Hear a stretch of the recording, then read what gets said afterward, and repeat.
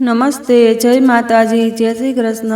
5 વર્ષ પછી સાસુએ મને અને મારી વિકલાંગ દીકરીને ધક્કા મારીને ઘરમાંથી કાઢી નાખી અને કહ્યું કે લંગડી સંતાનને તું જાતે સંભાળ અને મને તલાક અપાવીને મારા પતિના બીજા લગ્ન કરાવી દીધા। હું રડતી બિલખતી એક ફેક્ટરીમાં ગઈ, દીકરીને ફેક્ટરીના દરવાજે છોડી દેતી। કામ કરીને બહાર નીકળું તો દીકરી પાસે ઘણા બધા પૈસા હોય, લોકો તેને ભિખારી સમજીને પૈસા આપી દેતા હતા। એક દિવસ હું બહાર નીકળી તો મારી દીકરીના હાથમાં કંઈક એવું હતું કે તેને જોઈને મારા રૂવાડા ઊભા થઈ ગયા।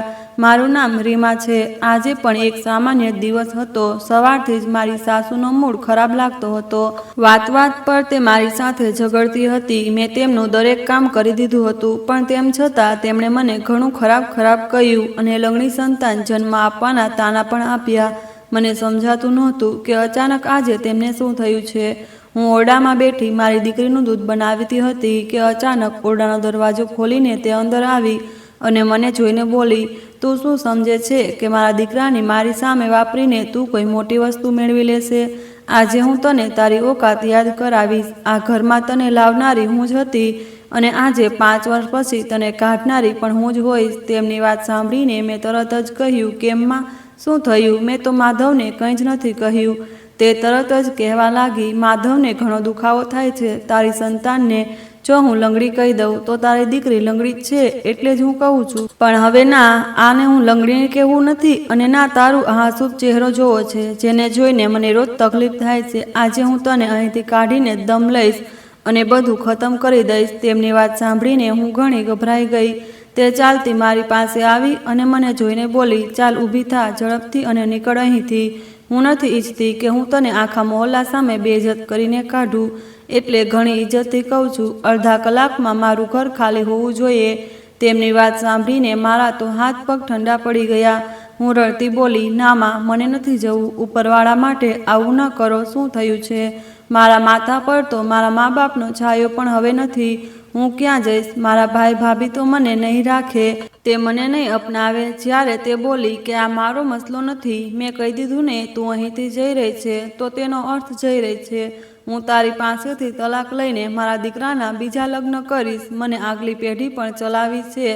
તારી શાદીને 5 વર્ષ થઈ ગયા છે। 5 વર્ષ પછી તને લંગડી સંતાન જન્મી, આગળ પણ તું આવી જ સંતાનોને જન્મ આપીશ, એટલે વધુ સારું છે કે તારી સાથે સંબંધ તોડીને અમે કોઈ બીજા સાથે સંબંધ જોડી લઈએ, કે મારો ખાનદાન પર પૂરો અને સ્વસ્થ રીતે આગળ વધે। હવે ઝડપથી અહીંથી નીકળી જા। હું રડતી બોલી, જ્યાં સુધી માધવ નહીં આવે હું મારી દીકરીને લઈને અહીંથી ક્યારેય નહીં જાઉં। આ લંગડી જરૂર છે, પણ તમારા દીકરાનું જ લોહી છે। તમે આ વાત ના ભૂલો। તમે જ મને તમારી વહુ બનાવીને લાવ્યા હતા। જો તમને મને કાઢવું જ હતું તો તમારા દીકરા સાથે મારા લગ્ન કેમ કરાવ્યા? આખરે મારી જિંદગી કેમ બરબાદ કરી? હું રડતી જમીન પર બેસી ગઈ। તે જ ક્ષણે મારા ઓરડાનો દરવાજો ફરીથી ખુલ્યો અને મારા પતિ માધવ અંદર આવ્યા। તેમને જોતાં જ મારા દિલમાં આશાનો કિરણ જાગ્યો। હું રડતી મારી જગ્યાએથી ઊભી થઈ અને તેમની પાસે જઈને બોલી, જુઓ તમારી માં શું કહે છે। તે કહે છે કે હું મારી દીકરીને લઈને અહીંથી ચાલી જાઉં, પણ હું કેવી રીતે જઈ શકું ભલા? માધવ, હું તમને પ્રેમ કરું છું। આ તમારું જ લોહી છે। મારી પાસે તો કોઈ રહેવાનું સ્થાન પણ નથી। તમે મારી સાથે વચન આપ્યા હતા કે તમે સમગ્ર જિંદગી મારી કાળજી લેશો, મને પ્રેમ કરશો। હું પણ આનાથી વધુ કંઈ કહેતી તેના પહેલાં જ તે બોલ્યા કે પણ હું હવે મજબૂર છું। મારી માં બિલકુલ ઠીક કહે છે। મને મારી પેઢીઓને આગળ ચલાવી છે। હું તારા કારણ મારી ઈચ્છાને તબાહ નથી કરી શકતો। તું અહીંથી જઈ શકે છે। હું બીજી શાદી જ કરીશ, એક સારી અને સ્વસ્થ સંતાનને જન્મ આપીશ અને તેની સાથે મારી ખુશહાલ જિંદગી વિતાવીશ। તારી સાથે હું ખુશ છું, પણ તે મને જે ભેટ આપી તે હું અપનાવી નથી શકતો। હું માધવ પોતાના પૂરા હોશમાં આજે તને તલાક આપવા તૈયાર છું। તેણે મારી સામે જ ડિવોર્સ પેપર પર સહી કરીને તે મારા મોઢા પર મારી દીધા। મારા તો પગ નીચેથી જમીન નીકળી ગઈ હતી। જ્યારે હું ચીસો ચડાવતી રહી કે આવું ના કરો, હું તમારી આગળ હાથ જોડું છું, હું ચાલી જાઉં છું। તમે જેટલો સમય મને ઘરની બહાર રાખવા માગો છો હું રહી લઈશ, હું બધું કરી લઈશ, હું ભીખ માગીશ, પણ મને તલાક ના આપો। મારી આ દુનિયામાં તમારા સિવાય કોઈ પણ નથી। ભાઈ ભાભીના ઘરે પણ નથી જવા માંગતી। મારા મા બાપ નથી। હું કેવી રીતે જિંદગી કાપીશ? જ્યારે અચાનક મારી સાસુ અમારી વચ્ચે આવી ગઈ અને મને દૂર ધકેલતી બોલી, ચાલ નીકળ અહીંથી, હવે તારું આ ઘરમાં કોઈ કામ નથી. અને ખબરદાર, જો મારા દીકરાને તારી અદાઓના જાળમાં ફસાવવાની કોશિશ કરી. અને માધવ, કોઈ જરૂર નથી તને આ છોકરી પ્રત્યે સહાનુભૂતિ દાખવવાની. આના કાળા કરતૂતના કારણે તારી બાળકી લંગડી જન્મી છે. મેં આને ઘણું સમજાવ્યું હતું, બેટા ઊંચાઈઓ પર ના ચડો, જો ચડી રહ્યા છો તો ધ્યાનથી ચડો, ખુશ્બુ ના લગાવો, તૈયાર ના થાવો. પણ તારી પત્નીએ મારી વાત જ ના સાંભળી. તારા આવવાથી પહેલાં આ રોજ ખુશ્બુ લગાવતી અને રોજ તૈયાર થતી. જ્યારે પણ આજે તારી સાથે આ થયું, મોટા વડીલોની વાત સાંભળો, આણે ઠીક ના સમજ્યું તો હવે તું પણ તેની વાત ના સાંભળ. આ છોકરી આ કાબિલ જ નથી કે તેની સાથે સંબંધ રાખવો. મારા પતિએ માથું હલકું હલાવ્યું અને મને જોઈને બોલ્યા, માં બિલકુલ ઠીક કહે છે. તારી ગર્ભાવસ્થાના સમયની થયેલી ભૂલો અને યાદ છે. મારા મિત્રની મમ્મી પણ મને એ જ કહેતી હતી કે તારી પત્નીએ ધ્યાન ના રાખ્યું. જો તે સમયે થોડું ધ્યાન રાખી લીધું હોત તો આજે તારી દીકરી સ્વસ્થ હોત. મને દીકરો અને દીકરીમાં કોઈ ફરક નથી પડતો. ઉપરવાળો મને 7 દીકરીઓ પણ આપે તો હું તેમની પરવરિશ કરીશ, પણ મને બધી સ્વસ્થ જોઈએ હતી. પણ તે બધું ખતમ કરી દીધું, બધું બરબાદ કરી દીધું. હવે હું તારી સાથે બિલકુલ પણ નથી રહેવા માંગતો. તેમની અવાજ મારા કાનમાં હથોડાની જેમ ગુંજી રહી હતી. હું પૂરા કાંપતા અસ્તિત્વ સાથે જમીન પર પડી ગઈ. એવું લાગતું હતું જાણે કોઈએ મારા શરીરમાંથી જાન જ કાઢી લીધી હોય. મારી અંદર બિલકુલ પણ હિંમત ન બચી હતી.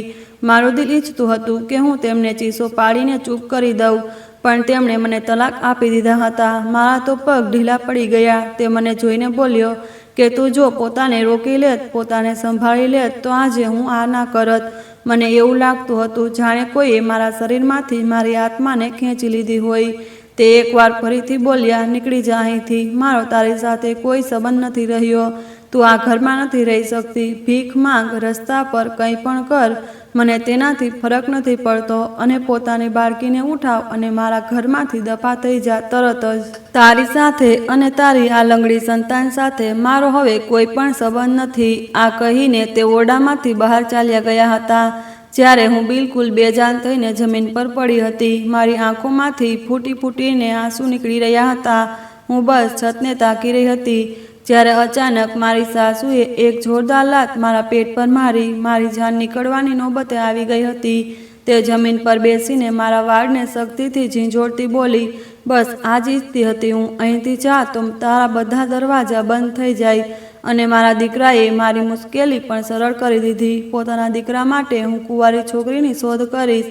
મને તો તારામાં જ કોઈ ખામી લાગે છે. જ્યારે મારી પોતરી લંગડી થઈ, પણ હવે બધું ઠીક થઈ જશે, ઊભી થઈ જા. તેમણે જબરદસ્તી મને વાળ પકડીને ખેંચતા મને ઊભી કરી. હું ઈચ્છતી હતી કે હું તેમનો મુકાબલો કરું, તેમને ધક્કો આપી દઉં, તેમને ખરાબ પણ કહું, પોતાના દિલની ભડાસ કાઢું.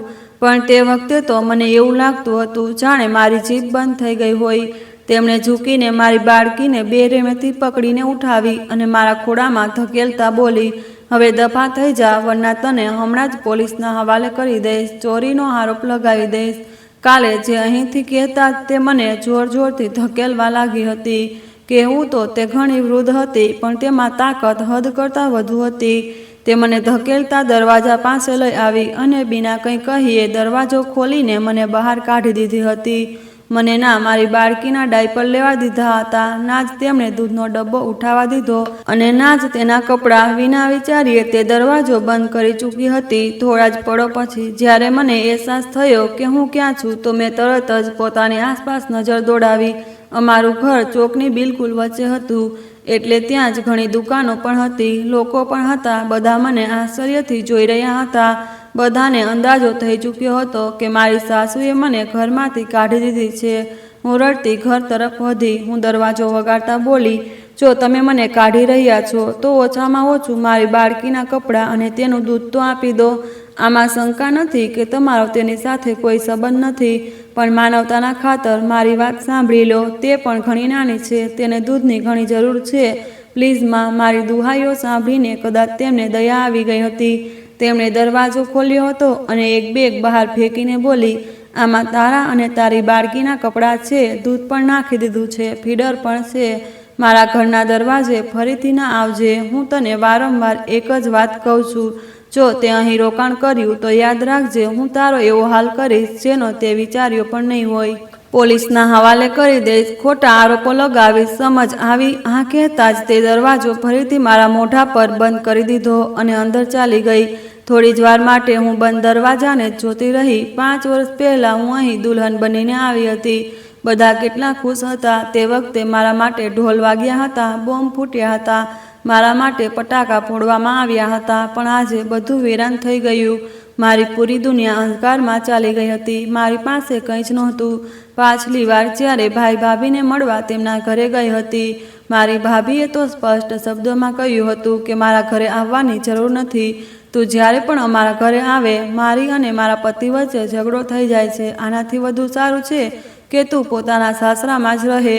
તેની આ વાત મને ઘણું કંઈક સમજાવી ચૂકી હતી. મારું દિલ કરતું હતું કે પોતાના ભાઈ પાસે તેમની ફરિયાદ કરું, પણ મારામાં હિંમત જ નહોતી. એટલે હું ચૂપચાપ રોડ તરફ આગળ વધી ગઈ. મને નહોતું ખબર કે મને કઈ તરફ જવું છે, ક્યાં જવું છે, પણ હાલ તો હું તે જગ્યાથી દૂર થવા માંગતી હતી. લોકોની નજરો મને અંદર સુધી હલાવી રહી હતી. મારા કાનમાં પણ મારા પતિના શબ્દો ગૂંજી રહ્યા હતા. હું તને તલાક આપવા માંગુ છું. આ શબ્દો એક સ્ત્રી માટે ઘણા તકલીફદાયક હોય છે. તેની પૂરી જિંદગી પોતાના પતિની આસપાસ જ ફરતી રહે છે અને જો પતિ આવો નીકળે તો તે પૂરી તૂટી જાય છે. આજે મારો હાલ પણ કંઈક એવો જ માણસ જેવો હતો જેની પાસે હવે કંઈ જ ન બચ્યું હોય. તે જીવતો તો હતો પણ જીવતી લાશ બની ચૂકી હતી. ચાલતા ચાલતા મારા પગ હવે દુખવા લાગ્યા. મારી બાળકી પણ હવે ઘણી થાકી ગઈ હતી. એટલે હું હવે એક જગ્યાએ બેસીને ખામોશીથી રસ્તા પરથી પસાર થતા વાહનોને જોવા લાગી હતી. શું આ મારી જિંદગી હતી? જો મા બાપ આટલી જલ્દી દુનિયામાંથી ચાલ્યા જાય છે તો તે હમસફર કેમ સારો શોધતા નથી? આખરે પોતાની દીકરીઓ સાથે આવો અન્યાય કેમ કરે છે? આ વિચારીને જ મને ખરાબ રીતે રડવું આવી રહ્યું હતું.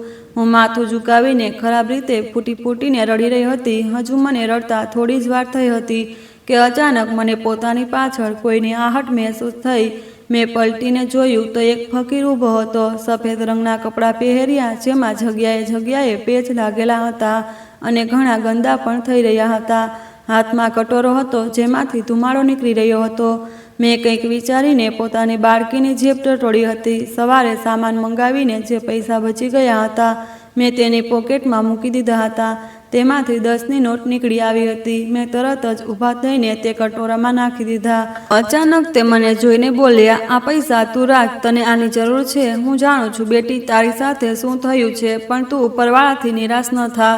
તે તારી મુશ્કેલી સરળ કરી દેશે. તે આકાશ તરફ જોવા લાગ્યા હતા. સૂરજ તીવ્ર ધૂપ આપી રહ્યો હતો. મેં એકદમ બોલી, ના, તમને નથી ખબર મારી સાથે શું થયું.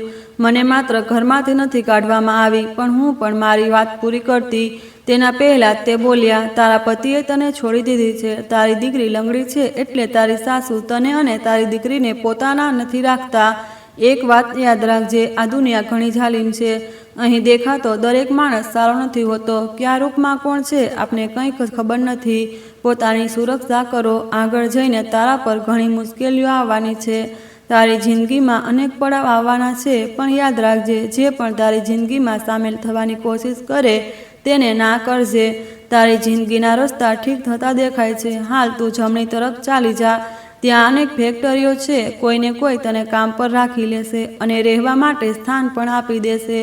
આ કહીને તેમણે કટોરામાં રાખેલી મારી 10ની નોટ ઉઠાવીને મારી તરફ વધારી દીધી હતી. જ્યારે મેં માથું નામાં હલાવીને બોલી, ખબર નથી, પણ તમારી સાથે વાત કરીને મને થોડી હિંમત મળી છે. જો તમારા કહેલા રસ્તા મુજબ મને નોકરી મળી ગઈ તો હું ઘણી નસીબદાર છું કે મને ઘરમાંથી કાઢીને તેમણે પોતાના પગ પર ઊભા રહેવા દીધું છે.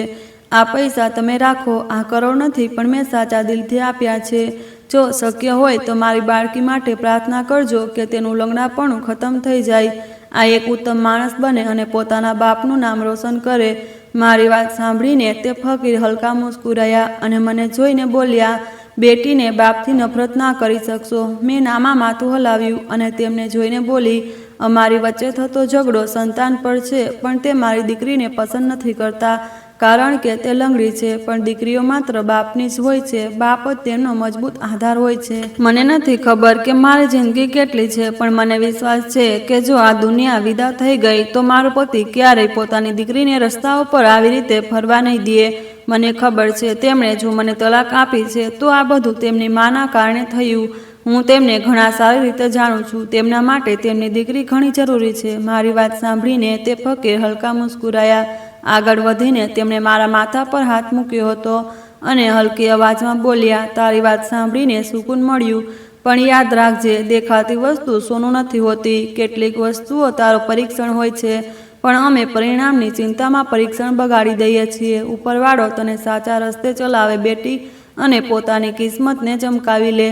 પોતાની દીકરીના પગનો ઈલાજ કરાવ. મને વિશ્વાસ છે તારી દીકરી ઠીક થઈ જશે. તેને કોઈ એવો રોગ નથી જેનો ઈલાજ ના થઈ શકે. ઉપરવાળો બધું ઠીક કરી દેશે. આ કહીને તે આગળ તરફ વધી ગયા હતા. તે ફકીરથી હું વધુ વાતો કરવા માંગતી હતી. તેને પોતાની જિંદગીનું કહેવા માંગતી હતી. તેની જિંદગી ક્યારેય પૂછવા માંગતી હતી, પણ જ્યારે તે જવા લાગ્યા તો મેં તેમને પાછળથી પોકાર્યા નહીં. મારી હિંમત ના થઈ. એક અજીબ તાકાતે મને રોકી લીધી હતી. બસ હું બેબસ નજરોથી તેમની પીઠને જોઈ રહી હતી.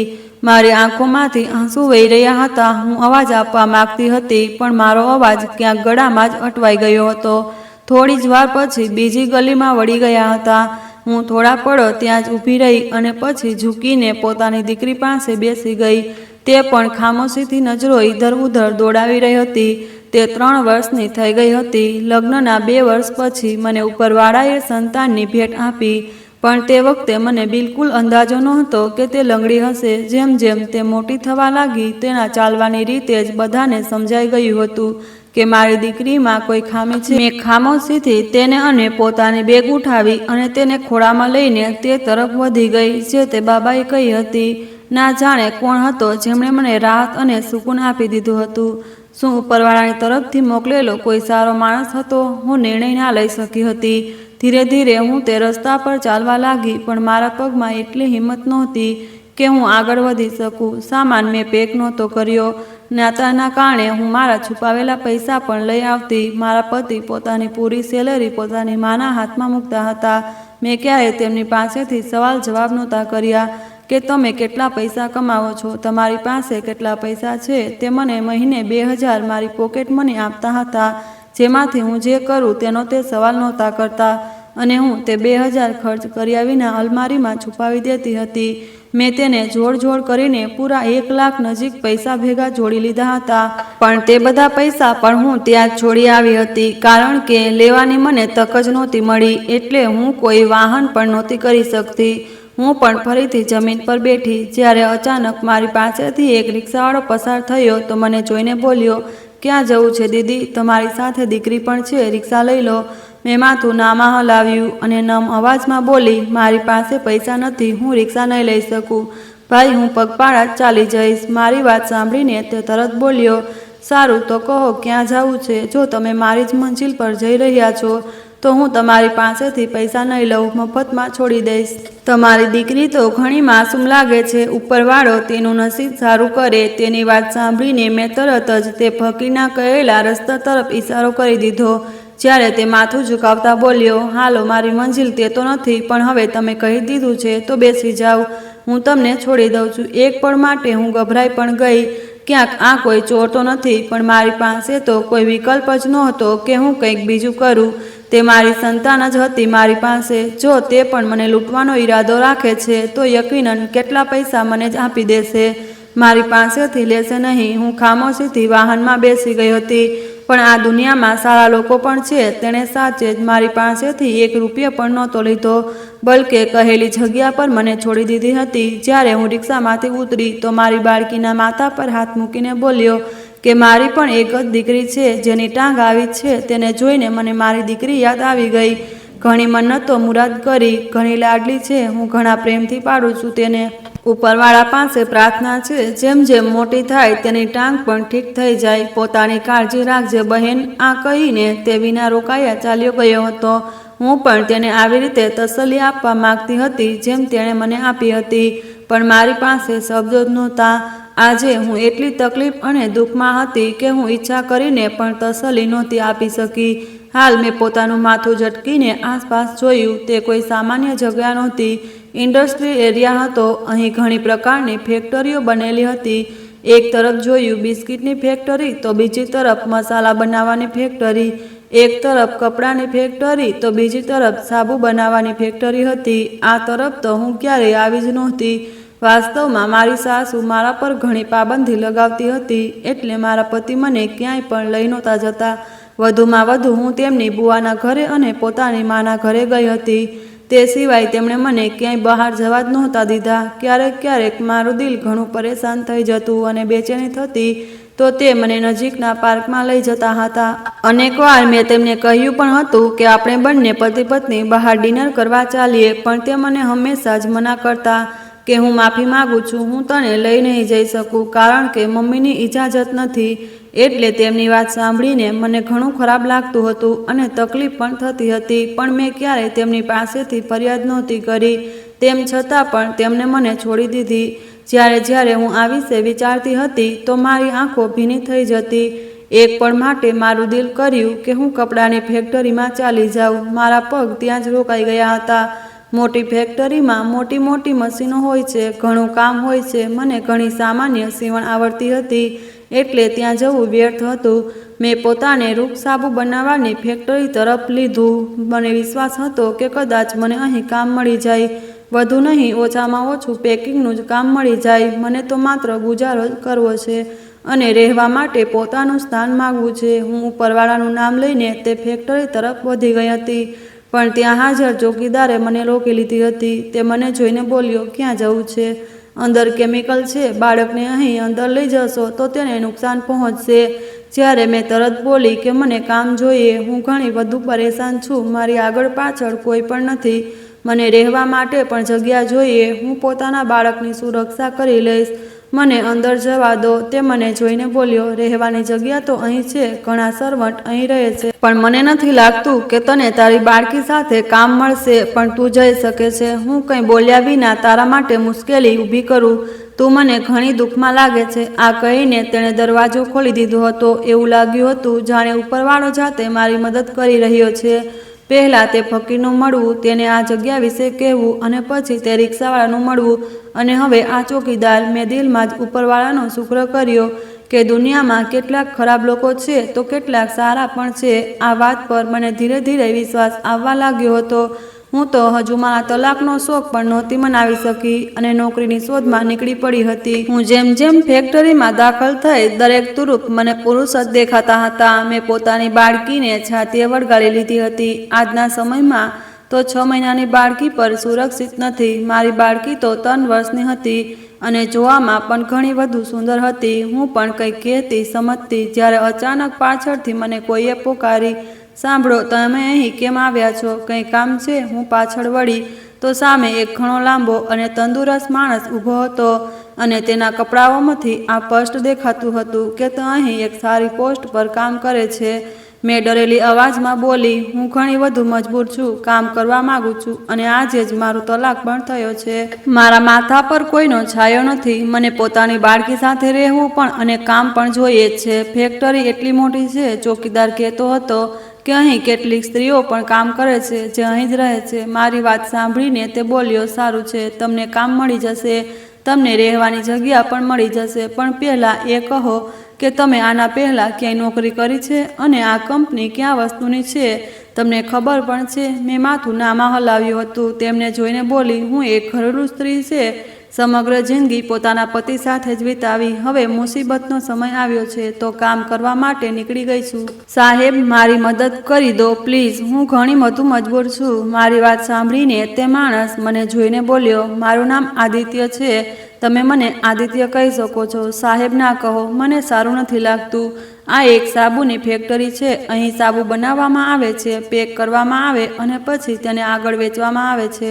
હવે તમે મને આ કહો કે તમને આ સંબંધમાં કોઈ કામ આવડે છે કે નહીં? મેં માથું નામાં હલાવ્યું. તેમને જોઈને બોલી, હા, હું પેકિંગનું કામ કરી શકું છું જ્યારે મને સમજાવી દેવામાં આવે, પણ મને બનાવવું નથી આવડતું. પણ જો હું કોઈને બનાવતા જોઈશ તો ઘણી જલ્દી સમજી જઈશ અને હું પોતાની પૂરી કોશિશ કરીશ કે હું કામને સારી રીતે કરી શકું. મને ખાવાનું બનાવવા પણ આવડે છે. જો તમે લોકો મને અહીંની કેન્ટીનનું કામ પણ આપશો તો હું આ પણ કરી લઈશ. મારી વાત સાંભળીને તે બોલ્યો, ચાલો સારું છે. કેન્ટીનનું કામ તો અહીં નથી, પણ તમે પેકિંગનું કામ કરી શકો છો. તે તમને મળી જશે, પણ સેલેરી થોડી ઓછી હશે અને રહેવાની જગ્યા પણ મળી જશે. કહો મંજૂર છે? મેં તરત બોલી, હા મને મંજૂર છે. હું તમારી ઘણી આભારી રહીશ. તે બોલ્યા કે સારું છે, તમે મારી સાથે ચાલો, હું તમને કામ સમજાવી દઉં છું. પણ તમને પોતાની દીકરીને અંદર લઈ જવાની ઇજાજત નથી, કારણ કે અંદર કેમિકલનું કામ થાય છે અને નાના બાળકો અંદર જવા માટે સારા નથી. તમારી દીકરી વિકલાંગ પણ છે, તો ધ્યાન રાખો, આવા બાળકો નાજુક હોય છે. તેમની વાત સાંભળીને હું કેટલીક વાર માટે પરેશાન થઈને ઊભી રહી અને પછી બોલી કે સારું છે, હું પોતાની દીકરીને બહાર બેસાડીને આવું. તમે ત્યાર સુધી મારી જ અહીં રાહ જોજો. તેમણે માથું હલાવ્યું હતું અને એક ખુરશી પર બેસી ગયા. મેં તરત બહાર આવી અને ચોકીદાર હજુ પોતાની જગ્યાએ બેઠો હતો. હું તેને જોઈને બોલી કે હું પોતાની દીકરીને તમારી પાસે બેસાડી દઉં. તેમણે કહ્યું કે તે મને કામ પર રાખી રહ્યા છે, પણ બાળકને અંદર લઈ જવાની ઇજાજત નથી. તે બોલ્યો, જુઓ, હું કોઈ બાળકની જવાબદારી નહીં લઈ શકું, પણ જો તેને અહીં બેસાડવું છે તો બેસાડી દે, પણ હું તેનું ધ્યાન નહીં રાખું. જો તેને કંઈક થાય તો આ મારી જવાબદારી નહીં હોય. જ્યારે મેં કંઈ કહ્યા વિના પોતાની દીકરીને નાના પથ્થર પર બેસાડીને પ્રેમથી બોલી, મારા બાળક, તારી મમ્મી હમણાં જ થોડી વારમાં આવી જશે. બસ રડશો નહીં. અમારી પાસે રહેવા માટે કોઈ જગ્યા નથી. તને સબ્ર કરવો પડશે. મારી દીકરી જ્યારે તે પોતાની જ અસલી જુબાનમાં બોલી, હું અહીં એકલી કેવી રીતે રહીશ? તમે ના જાઓ મમ્મી. જ્યારે મેં તેના વાળને સહેલાવ્યા હતા અને તેની ટાંગોને ધ્યાનથી ઢાંકી હતી અને પ્રેમથી તેના કપાળને ચુંબન કર્યું હતું અને તેને જોઈને બોલી, મને જવું પડશે, તું થોડી વાર રાહ જોજે. હું આ કહેતા જ અંદર તરફ વધી ગઈ હતી. મને પોતાના બાળકના રડવાનો અવાજ આવી રહ્યો હતો, પણ હું રોકાઈ નહોતી શકતી. મારી પાસે હવે કોઈ સ્થાન પણ નહોતું. મને અહીં કામ કરવું જ હતું, તો આ પગલું ઉઠાવવું જ પડતું હતું. દરેક માની જેમ મને પણ આ મુશ્કેલી સહન કરવી પડતી હતી. અવારનવાર હું ટીવી ડ્રામામાં જોતી હતી કે માં પોતાની સંતાનને નોકરના સહારે છોડીને કામ પર ચાલી જાય છે. હું આશ્ચર્ય પામતી હતી કે આવું કેવી રીતે થઈ શકે. માં તો પોતાની સંતાન માટે ઘણી વધુ જજબાતી હોય છે. આવી રીતે તે પૈસા કમાવા માટે પોતાની સંતાનને કેવી રીતે છોડી શકે? શું સંતાન કરતાં વધુ પૈસા હોય છે? પણ આજે મને સમજાઈ ગયું હતું કે હા, સંતાન કરતાં ક્યાંય દરજ્જો પૈસા હોય છે. હું અંદર આવી ગઈ તો તે માણસ હજુ પણ મારી રાહમાં બેઠો હતો. મેં તરત બોલી, સાહેબ, મને જલ્દીથી કામ બતાવી દો. મારી દીકરી એકલી બેઠી છે. તે બોલ્યા, હવે તો આ રોજનો મુદ્દો હશે. ત્યારે તમે શું કરશો? મારી પાસે હાલ કોઈ જવાબ નહોતો. હું બસ ખામોશીથી તેમની પાછળ ચાલવા લાગી હતી. તે સીડીઓના રસ્તે મને બીજા માળે લઈ આવ્યા હતા. પહેલા માળે સાબુ બનાવવામાં આવી રહ્યો હતો અને તે બીજા માળે પેકિંગ વગેરેનું કામ શરૂ થઈ રહ્યું હતું. તે મને એક સ્ત્રીના હવાલે કરતા બોલ્યા, આનું નામ સુમિત્રા છે, અહીં આ હેડ છે અને અહીંનું કામ આ સંભાળે. તમને સેલેરી માત્ર 10,000 મહિને આપવામાં આવશે, પણ રહેવાની જગ્યા અને 3 વખતનું ખાવાનું કંપની તમને આપશે. શું તમને આ મંજૂર છે?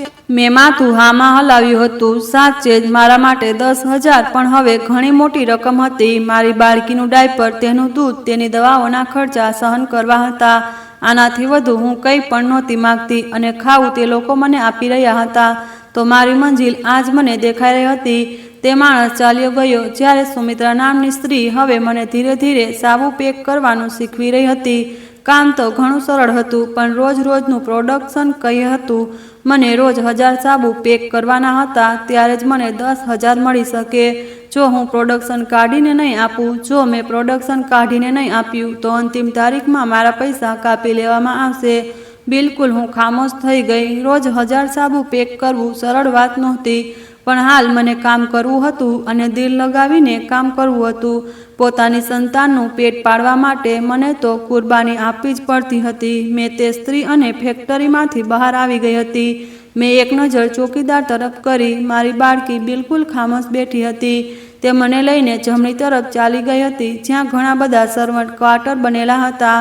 મને ખાલી ઓરડામાં લઈ ગઈ, જ્યાં એક ચારપાઈ, એક ખુરશી, ખાવા માટે વાસણ વગેરે મૂકેલા હતા. પથારી અને ઓશીકું પણ હાજર હતું. તે મને જોઈને બોલી, આ તારી રહેવાની જગ્યા છે. તારી સાથે એક બાળકી પણ છે, એટલે તને આ એકલો ઓરડો આપવામાં આવી રહ્યો છે. નહીં તો એક ઓરડામાં 2 છોકરીઓ વાપરે છે. કહો તને મંજૂર છે કે નહીં? મેં માથું હામાં હલાવ્યું હતું અને તેમને જોઈને બોલી, બહેન, હું હજુ ઘણી મજબૂર છું. મને અહીં જો ઓછી સેલરી પણ મળે તો હું તો ત્યારે પણ દિલ લગાવીને કામ કરી લઈશ. તમને મારી તરફથી કોઈ પણ ફરિયાદ નહીં આવે. પણ હું તમારી પાસેથી એક વિનંતી કરવા માગું છું કે શું હું પોતાની બાળકીના ચહેરા પર માસ્ક લગાવીને તેને પોતાની સાથે રાખી શકું છું? તે માત્ર 3 વર્ષની છે. મારા પતિએ આજે જ મને તલાક આપી દીધા. મારી પાસે હવે કોઈ સ્થાન નથી. શું હું તેને પોતાની સાથે લઈ જઈ શકું? જ્યારે કામ કરીશ. તેણે માથું નામાં હલાવ્યું. ના, આવું ના થઈ શકે. તારા પહેલાં પણ અનેક સ્ત્રીઓએ આવું કર્યું અને તે લોકોને નોકરીમાંથી કાઢી મૂકવામાં આવ્યા છે. તારી દીકરી જો 3 વર્ષની છે તો તું તેને ઓરડામાં રાખી શકે. દરેક બ્રેકમાં તું તેને જોવા માટે આવી જા. તારું સર્વન્ટ ક્વાર્ટર પાસેમાં પણ છે. જ્યારે મેં બોલી, તે વિકલાંગ છે, તેની સાથે કોઈનું હોવું પણ જરૂરી છે, નહીં તો તેનું કોઈ નુકસાન થઈ શકે. તે મારી વાત સાંભળીને કેટલીક વાર ખામોશ રહી. પછી માયુસીથી બોલી, હવે તને જેમ પણ સારું લાગે તો તું મને વિચારીને કહી દે, કારણ કે આ મામલે અમારામાંથી કોઈ પણ તારી મદદ નહીં કરી શકે. તું અહીં કેવી રીતે પહોંચી? કોણે તને મોકલી? અમે આના પર વધુ ધ્યાન નથી આપતા. અહીં ઓછી સેલેરીમાં કામ કરવા માટે વધુ લોકો નથી આવતા. એટલે જે પણ અમારી પાસે કામ માગે તેને અમે રાખી જ લઈએ છીએ. જો તું 1000 સાબુ પેક કરી લેશે તો તારા માટે સરળતા હશે, નહીં તો તને પણ નોકરીમાંથી કાઢી મૂકવામાં આવશે. કેટલીક પળો ખામોશ રહી. પછી હિંમત કરીને બોલી કે સારું છે, હું કાલથી પોતાનું કામ શરૂ કરી દઈશ. તેણે મારા ખભા પર હાથ મૂક્યો અને બોલી, તું ઘણી વધુ હિંમતવાળી સ્ત્રી લાગે છે. આજે જ તને તલાક થયો અને તે આજે જ કામની શોધ કરી લીધી. ઉપરવાળો તારી મુશ્કેલી સરળ કરી દે. હું કોઈ છોકરી દ્વારા અને તારી બાળકી માટે ખાવાનું મોકલીશ. સારું છે. મેં માથું હામાં હલાવ્યું અને બહાર તરફ વધી હતી. હું જેમ જેમ બહાર આવી, પળભર માટે મારું દિલ રોકાઈ ગયું. મારા બાળકની સામે કેટલાક પૈસા મૂકેલા હતા. હું કંઈક કહું તેના પહેલા ચોકીદાર બોલ્યો. તે પોતે મૂકીને જઈ રહ્યા હતા.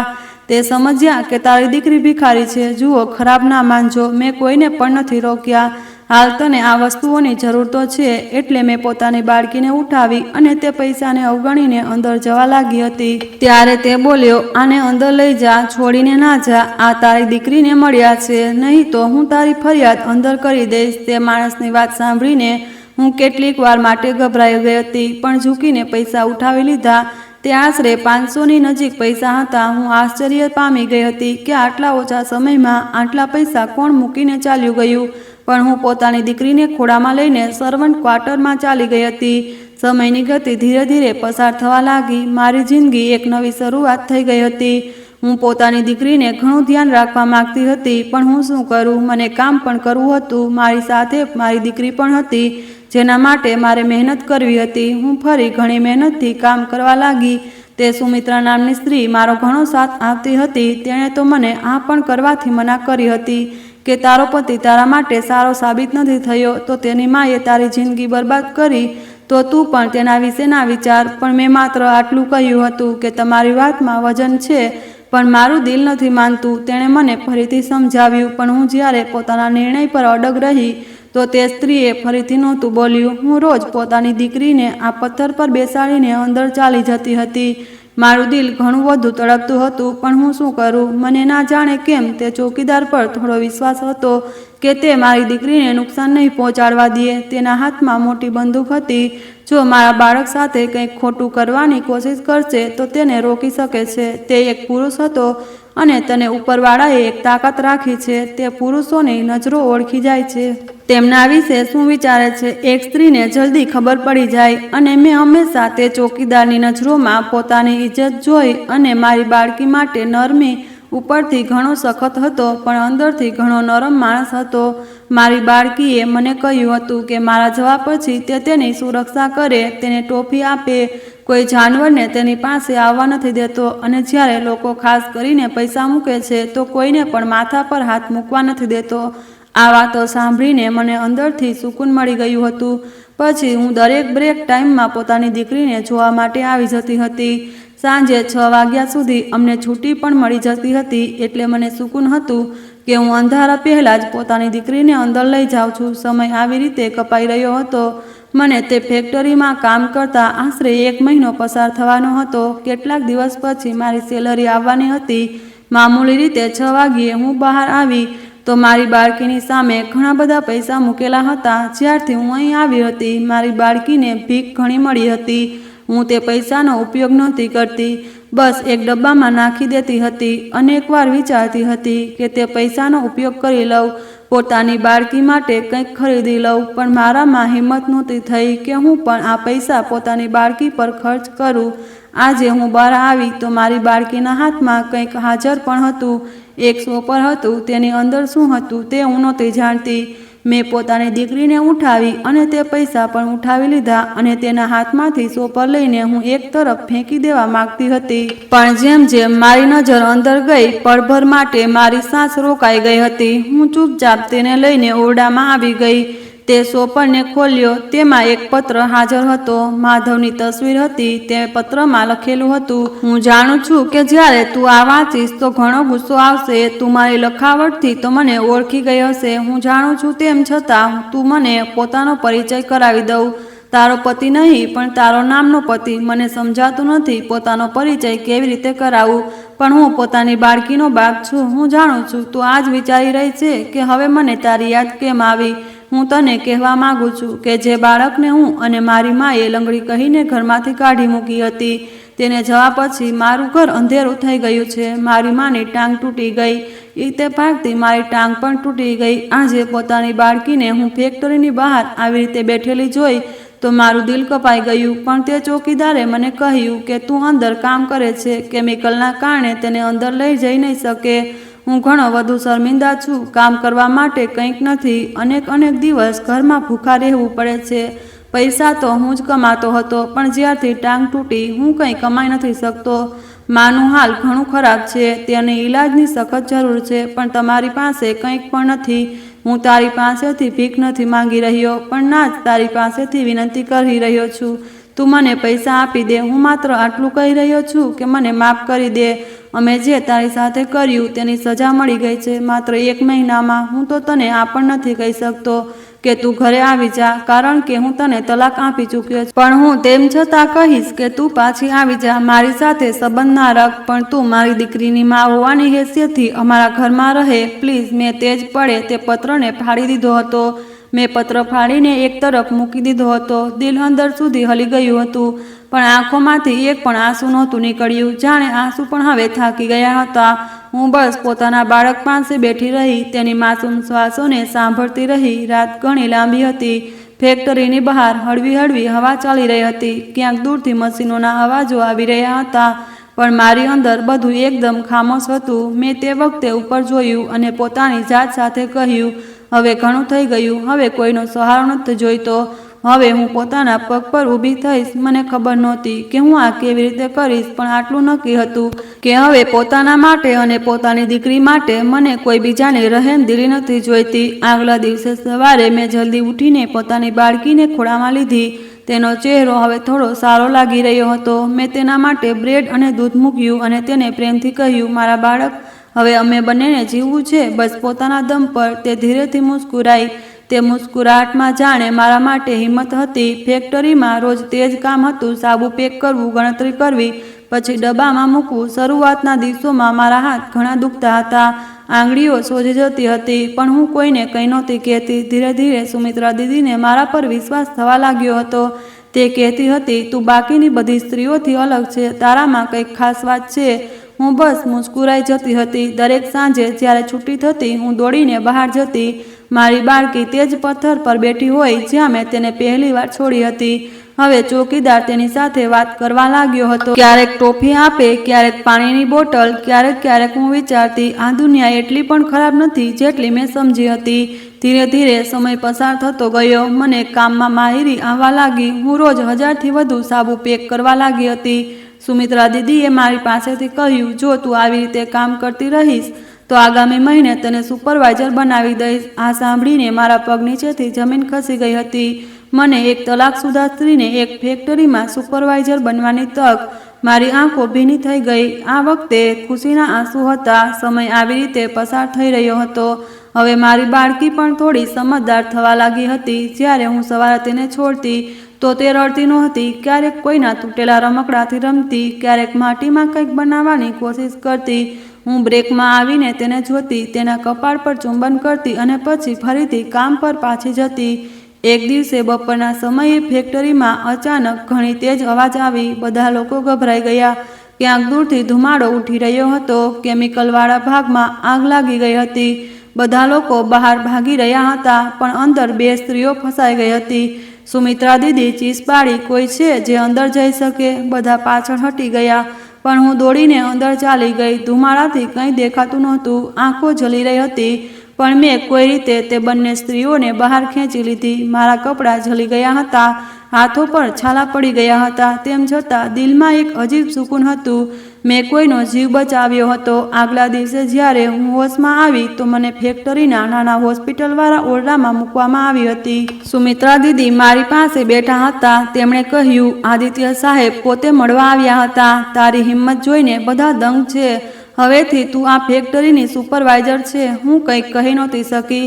બસ ઉપર જોયું અને આંખો બંધ કરી લીધી. કદાચ ઉપરવાળો હજુ પણ મારા પર મહેરબાન હતો. હવે મારી જિંદગી બદલાવા લાગી હતી. મને દર મહિને 15,000 મળવા લાગ્યા અને હું ફેક્ટરીમાં સ્ત્રીઓને શીખવવા લાગી કે કેવી રીતે કામમાં સ્વચ્છતા અને સાવચેતી રાખવી. મારી દીકરી માટે મેં એક નાનો પલંગ મગાવી લીધો હતો, જેથી તે આરામથી રહી શકે. તે હવે ચાલવાની કોશિશ કરી રહી હતી. તેના નાના નાના પગલાં જોઈને મારું દિલ ભરાઈ આવતું હતું. મેં તેને કહ્યું, જુઓ, એક દિવસ તારી મમ્મી પણ કંઈક બની જશે. તે મુસ્કુરાઈ અને બોલી, તમે તો પહેલાંથી જ બધું છો મમ્મી. તેની આ વાત સાંભળીને મારી આંખોમાંથી આંસુ વહેવા લાગ્યા. દિવસો પસાર થતા ગયા. હવે ફેક્ટરીના લોકો મને રીમા મેડમ કહીને બોલાવતા હતા. ક્યારેક ક્યારેક આદિત્ય સાહેબ આવે અને કામની વખાણ કરે. સુમિત્રા દીદી કહેતા, તે આ જગ્યાનું વાતાવરણ બદલી નાખ્યું છે. અને સાચે જ મેં માત્ર પોતાના માટે નહીં, પણ તે સ્ત્રીઓ માટે પણ લડત લડી હતી, જે હાલાતથી હારી જાય છે. હવે હું કોઈની બેચારી નહોતી. હવે હું રીમા, એક માં, એક મજબૂત અને પોતાની ઓળખવાળી વ્યક્તિ હતી. રાતે જ્યારે બધા સૂઈ જાય, હું પોતાની દીકરી પાસે બેસતી, તેના વાળમાં હાથ ફેરવતી અને દિલમાં બસ એક જ વાત કહેતી. જે દિવસે હું તૂટી હતી, તે દિવસે ઉપરવાળાએ મને નવું બનવાની તક આપી હતી. સમય પસાર થઈ રહ્યો હતો. હવે તે દુઃખ જે ક્યારેય મારી રગોમાં ઝેર જેવું દોડતું હતું, ધીરે ધીરે મારી તાકાત બની ગયું હતું. મેં પોતાની જાતને સંભાળી લીધી હતી અને હવે મને કોઈના સહારો નથી જોઈએ. કેટલાક મહિના આવી રીતે પસાર થઈ ગયા. હવે જિંદગી જાણે પાટા પર આવી ગઈ હતી. દરેક સવાર હું પોતાની બાળકીનો ચહેરો જોઈ અને પોતાની જાત સાથે કહેતી, આજનો દિવસ મારો છે. હવે ડર નહીં, હવે શરમ નહીં, હવે બસ આગળ વધવું છે. મેં પોતાની દીકરીનું નામ લીધું, આર્યા. આ નામ સાંભળતા જ લાગતું હતું જાણે તે પોતે પ્રકાશનો ટુકડો હોય. જ્યારે હું તેને પોકારતી તો મનમાં અજીબ શાંતિ ઉતરતી હતી. એક દિવસ આદિત્ય સાહેબ ફેક્ટરી આવ્યા. તેમણે મને ઓફિસમાં બોલાવી. બોલ્યા, રીમા, તે આ જગ્યાની તસવીર બદલી નાખી છે. હવે અહીં દરેક સ્ત્રી તને ઉદાહરણ જેવી જુએ છે. હું ઈચ્છું તો તને હેડ સુપરવાઇઝર બનાવી શકું, પણ તેના માટે તને થોડી તાલીમ લેવી પડશે. તેમણે કહ્યું કે તાલીમ બીજા શહેરમાં હશે, 3 મહિનાની, અને ત્યાંથી પાછા આવ્યા પછી મને મોટું પદ મળી શકે છે. હું પહેલાં તો ડરી ગઈ કે આર્યાને છોડીને કેવી રીતે જાઉં, પણ પછી વિચાર્યું, જો મને તેના માટે કંઈક વધુ સારું કરવું છે તો આ જ વખત છે. મેં હા કરી દીધી. તે રાતે ઊંઘ નહોતી આવી. હું આર્યાને ખોળામાં લઈને ઘણી વાર સુધી વિચારતી રહી. તે મારા ખોળામાં સૂતી હતી. તેની શ્વાસો ઘણી હળવી હતી, જાણે કોઈ ફૂસફૂસ આવીને કહી રહ્યું હોય કે મમ્મી જાઓ, મને તમારા પર વિશ્વાસ છે. આગલા દિવસે મેં સુમિત્રા દીદી સાથે વાત કરી. તેમણે કહ્યું, ચિંતા ન કર, હું તારી બાળકીનું ધ્યાન રાખીશ. અમે બધા મળીને તેની સંભાળ લઈશું. પછી હું તાલીમ માટે નીકળી પડી. તે શહેર મોટું હતું. ત્યાં હું કોઈને નહોતી ઓળખતી. શરૂઆતમાં ઘણી મુશ્કેલી થઈ. બધા અંગ્રેજીમાં બોલતા હતા. હું ચૂપ રહેતી હતી, પરંતુ દરરોજ પોતાની જાતને કહેતી, મારે ડરવું નથી. ધીરે ધીરે મેં બધું સમજવાનું શરૂ કરી દીધું. મશીનોના મોડલ શીખી લીધા, રિપોર્ટ બનાવવું શીખ્યું, મીટિંગમાં બોલવું શીખ્યું, અને સૌથી મોટી વાત એ કે પોતાની અવાજને સાંભળવું શીખ્યું. 3 મહિના પછી જ્યારે હું પાછી ફરી તો ફેક્ટરીનું વાતાવરણ એકદમ અલગ હતું. બધા મને જોઈને ખુશ થયા. સુમિત્રા દીદીએ દોડીને ગળે લગાવી લીધું અને આર્યા મારી તરફ દોડતી આવી. તેણે મને કસીને પકડી લીધું અને બોલી, મમ્મી, તમે ચાલ્યા કેમ ગયા હતા? મેં તેના વાળમાં હાથ ફેરવ્યો અને કહ્યું, હવે હું ક્યારેય નહીં જાઉં. હવે તો આપણે બંને મળીને ઘણું કંઈક કરીશું. આગલા દિવસે આદિત્ય સાહેબે પૂરા સ્ટાફ સામે મારું નામ પોકાર્યું અને કહ્યું, હવેથી રીમા આ ફેક્ટરીની હેડ સુપરવાઇઝર છે. બધા લોકો તાળીઓ પાડી રહ્યા હતા, પણ મારા કાનમાં બસ આર્યાની હાસ્ય ગુંજી રહ્યું હતું, જાણે તેણે પોતે મારા માટે પ્રાર્થના કરી હોય. દિવસો પસાર થતા ગયા. હવે હું માત્ર કામ નહોતી કરતી, બલકે સ્ત્રીઓને શીખવતી હતી કે કેવી રીતે પોતાના પગ પર ઊભા રહેવું. કોઈ રડતી સ્ત્રી આવે તો હું તેને પોતાની પાસે બેસાડતી અને કહેતી, જુઓ, તું એકલી નથી. જ્યારે હું આવી હતી તો મારી પાસે કંઈ નહોતું, બસ હિંમત હતી, અને આજે જુઓ બધું છે. તે સ્ત્રીઓ મને જોઈને માથું હલાવી દેતી. મારા શબ્દોમાં કદાચ તેમને પોતાની ઝલક દેખાતી હતી. હવે હું સાંજે આર્યા સાથે ફેક્ટરીની પાસેના પાર્કમાં જતી. તે ત્યાં ઝૂલા ઝૂલતી અને હું તેને જોતી રહેતી. એક દિવસ તે મારી પાસે આવી અને બોલી, મમ્મી, તમે ક્યારેય થાકતા નથી શું? મેં મુસ્કુરાઈને કહ્યું, ન્યા, જ્યારે તારા જેવા બાળક માટે જીવવામાં આવે તો થકાન પણ સુકૂન બની જાય. કેટલાક દિવસ પછી આદિત્ય સાહેબે કહ્યું કે કંપની દિલ્હીની મોટી ફેક્ટરી સાથે જોડાવાની છે અને તેમને કોઈ વિશ્વાસપાત્ર મેનેજર જોઈએ જે પૂરી ફેક્ટરીને સંભાળી શકે. તેમણે કહ્યું, રીમા, જો તું ઈચ્છે તો આ તક તારી છે. મેં કેટલીક પળો વિચાર્યું અને પછી કહ્યું, હા, હું તૈયાર છું. તેમણે કહ્યું, પણ તેના માટે તને આર્યાનું સ્કૂલમાં એડમિશન કરાવવું પડશે, જેથી તે પણ ત્યાં વાંચી શકે. આ સાંભળીને મારા દિલમાં એક અજીબ ખુશી થઈ. મેં તરત આર્યાનું એડમિશન કરાવી દીધું. તે ઘણી ખુશ હતી. તેણે નવી યુનિફોર્મ પહેરી અને બોલી, મમ્મી, હવે હું ડૉક્ટર બનીશ, જેથી કોઈની આંખોમાં આંસુ ના આવે. મેં તેને ગળે લગાવીને કહ્યું, તું જરૂર બનીશ, કારણ કે તારામાં મારાથી વધુ હિંમત છે. દિલ્હીમાં હવે કંઈક નવું હતું, નવા રસ્તાઓ, નવા લોકો અને નવી પડકારો. પણ આ વખતે હું ડરી નહોતી રહી. હું જાણતી હતી કે હવે હું તે રીમા નથી જે એક વખતે ડરના છાયામાં જીવતી હતી. હવે હું તે સ્ત્રી હતી જેણે દુઃખને હિંમતમાં બદલી નાખ્યું હતું. આર્યા સવારે સ્કૂલે જતી અને સાંજે હું તેને પોતાના ઓફિસથી પાસેના પાર્કમાં લઈ જતી. ત્યાં તે ફૂલ તોડતી અને મને આપતી અને કહેતી, આ તમારા માટે મમ્મી, કારણ કે તમે સૌથી સારા છો. તેના આ નાના નાના શબ્દો મારા માટે કોઈ ઇનામથી ઓછા નહોતા. એક દિવસ ઓફિસમાં મીટિંગ ચાલી રહી હતી ત્યારે આદિત્ય સાહેબે કહ્યું, અમારી કંપની હવે સ્ત્રીઓ માટે વિશેષ વર્કશોપ શરૂ કરશે અને હું ઈચ્છું છું કે તેનું કામ રીમા કરે. જ્યારે તેમણે મારું નામ લીધું તો બધાએ તાળીઓ પાડી. મેં બસ ઉપર જોયું અને મનમાં શુક્રિયા કહ્યું તે ખુદાનો જેણે મને તૂટીને પડવા પણ દીધું અને પછી પોતે ઊભો પણ કર્યા. હવે જિંદગીમાં સુકૂન હતું. આર્યા મોટી થઈ રહી હતી, સ્કૂલમાં પ્રથમ આવતી હતી. એક દિવસ તેણે મારી પાસેથી પૂછ્યું, મમ્મી, શું હું પાપા વિશે પૂછી શકું? મેં તેની આંખોમાં જોયું અને કહ્યું, બેટા, કેટલાક લોકો અમારી સાથે નથી હોતા, પણ તે અમને મજબૂત બનાવીને જાય છે. તેણે ચૂપચાપ મારો હાથ પકડ્યો અને બોલી, તો પાપાનો શુક્રિયા કે તેમણે તમને આટલી હિંમતવાળી બનાવી દીધી. હું તેને ગળે લગાવીને રડી પડી. આ વખતે તે રડવું દુઃખનું નહોતું, તે રાહતનું હતું. સમય પસાર થતો ગયો. હવે હું કંપનીની રિજનલ મેનેજર બની ગઈ હતી. મારું નાનું કિરાયાનું ઘર હવે પોતાની મહેનતથી ખરીદેલું ઘર બની ગયું હતું. આર્યાના ઓરડાની દિવાલ પર મેં તેની મુસ્કુરાતી તસવીર લગાવી અને એક ખૂણામાં તે જૂનો પત્ર મૂક્યો જે એક વખત મારી કમજોરી હતી. હવે તે પત્ર મારી તાકાતનો પુરાવો હતો. જ્યારે ક્યારેય હું તેને જોઉં તો પોતાની જાતને કહું, જો તે દિવસે ના આવ્યો હોત તો હું આ રીમા ના બની શકતી. રાતે જ્યારે બધા સૂઈ જાય તો હું બાલ્કનીમાં બેસી જાઉં, હવા વાળ સાથે રમતી અને મનમાં વહી જૂની અવાજ ગુંજતી કે હવે કોઈનો સહારો નથી જોઈતો. મેં પોતાની જાતને સંભાળી લીધી કે હવે મને કોઈથી ડર નથી. મારી દીકરી, મારી ઓળખ, મારી દુનિયા અને મારો વિશ્વાસ છે. હવે હું જાણી ગઈ હતી કે સ્ત્રી ત્યાં સુધી અધૂરી નથી હોતી જ્યાં સુધી તે પોતે હાર ના માને, અને મેં તો હાર માનવું ઘણા સમય પહેલાં જ છોડી દીધું હતું. જિંદગીએ મને ઘણીવાર તોડી, પણ દર વખતે મેં પોતાની જાતને ફરીથી જોડી. પહેલાં હું વિચારતી હતી કે જો કોઈ મારો સાથ આપે તો હું સંભાળી જઈશ, પણ હવે સમજાય કે જ્યાં સુધી વ્યક્તિ પોતે પોતાની સાથે ઊભો ન થાય ત્યાં સુધી કોઈ પણ સાથ ટકતો નથી. મેં શીખ્યું કે દુઃખ જ્યારે ઘણી ઊંડાઈ સુધી જાય તો તે કમજોરી નહીં, તાકાત બની જાય. બસ હિંમત જોઈએ તેને અનુભવવાની. ક્યારેક કોઈએ મને છોડી તો લાગ્યું જિંદગી ખતમ થઈ ગઈ, પણ વાસ્તવમાં ત્યાંથી જ મારી જિંદગી શરૂ થઈ. હવે જ્યારે હું અરીસામાં પોતાની જાતને જોઉં છું તો ડર નથી લાગતો, કારણ કે હવે હું કોઈ બિચારી નહીં પણ પોતાની ઓળખવાળી સ્ત્રી છું. લોકો કહે છે કિસ્મત બધું નક્કી કરે, પણ મેં જોયું છે કે કિસ્મત પણ ઝૂકી જાય છે તે વ્યક્તિ આગળ જે હાર માનતું નથી જાણતો. મેં હાર નથી માની, એટલે આજે હું જીતી ગઈ પોતાની જાતથી અને તે દુઃખથી જેણે ક્યારેય મને રડાવ્યું હતું. હવે હું બસ આટલું કહું છું, જો કોઈ દિવસ જિંદગી તમને પાડી દે તો ડરશો નહીં, ઉઠો અને મુસ્કુરાઈ દો, કારણ કે કદાચ ઉપરવાળો પણ જોવા માંગે છે કે તું તૂટ્યા પછી કેટલી હિંમતથી ફરી ઊભી થાય છે. દોસ્તો, આશા છે કે તમને અમારી વાર્તા પસંદ આવી હશે.